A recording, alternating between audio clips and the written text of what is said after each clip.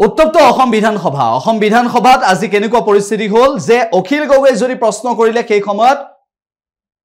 বিজেপিৰ বিধায়কে ক'লে যে লুঙিৰ প্ৰসংগ আনিলে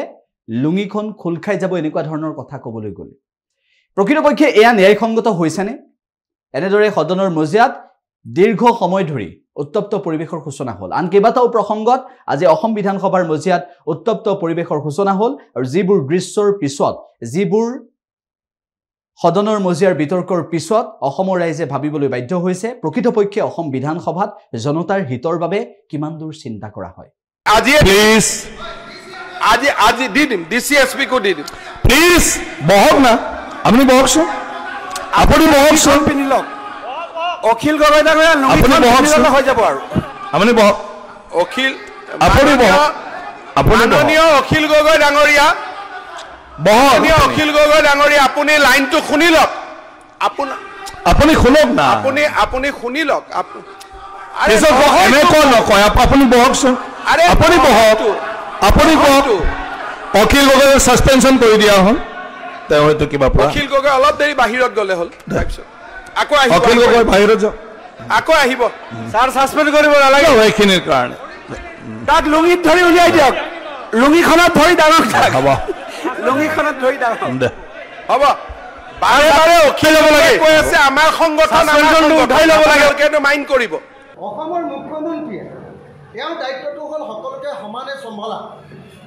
তেওঁ নিজে এতিয়া অসমত সাম্প্ৰদায়িক সংঘৰ্ষ লগাবৰ কাৰণে 24 ঘণ্টা বিধানসভাত অকল হিন্দু মুছলমানৰ কথাই কয় অনবৰতে অসমত হিন্দু মুছলমানৰ মাজত গৃহযুদ্ধ লগাবৰ কাৰণে হিমন্ত বিশ্ব শৰ্মাই শপত লৈছে অসম বিধানসভাখনক তাৰ হিচাপত ব্যৱহাৰ কৰিছে সেইকাৰণে মই বাৰম্বাৰ প্ৰতিবাদ কৰিছোঁ যে অসম বিধানসভাত এনেকৈ অকল হিন্দু মুছলমান কৰি থাকিলে নহ'ব বন্ধ কৰক অন্য কথা পাতোঁ আমি আমাৰ নিবনুৱা সমস্যাৰ কথা আমাৰ বানপানীৰ কথা আমাৰ খেতিপথাৰ পানী যোগানৰ কথা আমাৰ প্ৰত্যেকজন আমাৰ নাৰীসকল ধৰ্ষিত হৈছে আমাৰ আইন শৃংখলাৰ কথা এইবিলাক কথা পাতোঁ অকল মুখ্যমন্ত্ৰীয়ে 24 ঘণ্টা অকল হিন্দু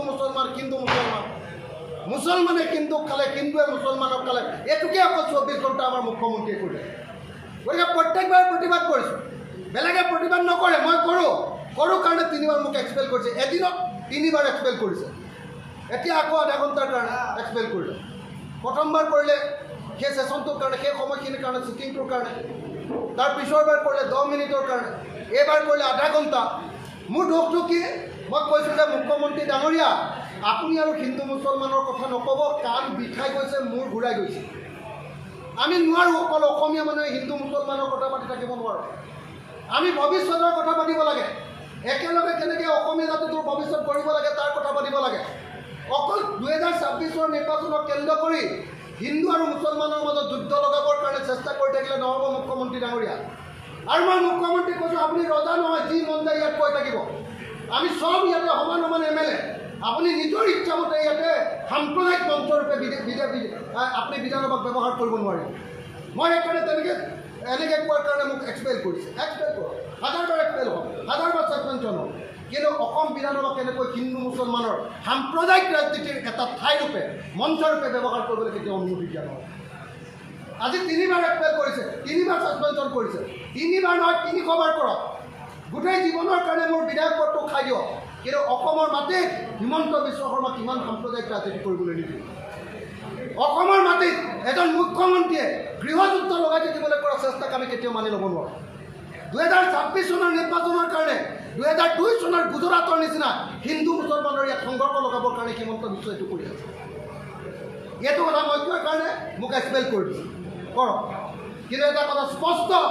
যে কোনো পৰ্যায়ে অসম বিধানসভা কেনেকৈ সাম্প্ৰদায়িকতাৰ ব্যক্তবাস্প বিয়পা মঞ্চ হিচাপে কাকো ব্যৱহাৰ কৰিবলৈ দিব নালাগে অসমখন খুব বেয়া দিশলৈ গৈ আছে অসমখনত একদম শান্তি সম্প্ৰীতি বিঘ্নিত হ'বলৈ গৈ আছে সংবিধানৰ শপত পোৱা মুখ্যমন্ত্ৰীয়ে নিজে যুঁজ লগাবৰ কাৰণে চিভিল ৱাৰ লগাবৰ কাৰণে জাতি ধৰ্মৰ মাজত কাজিয়া লগাবৰ কাৰণে এই প্ৰচেষ্টা কৰিছে আমি সকলোৱে ইয়াৰ বিৰোধিতা কৰা উচিত মই সমগ্ৰ অসমবাসী ৰাইজক হিমন্ত বিশ্ব শৰ্মাৰ এই উগ্ৰ সাম্প্ৰদায়িক ৰাজনীতি সকলোকে বিৰোধিতা কৰিবৰ কাৰণে অসমবাসী ৰাইজক মই আহ্বান কৰিছোঁ যিকোনো খবৰৰ বাবে যোগাযোগ কৰক 709901 73030 অথবা 7099017999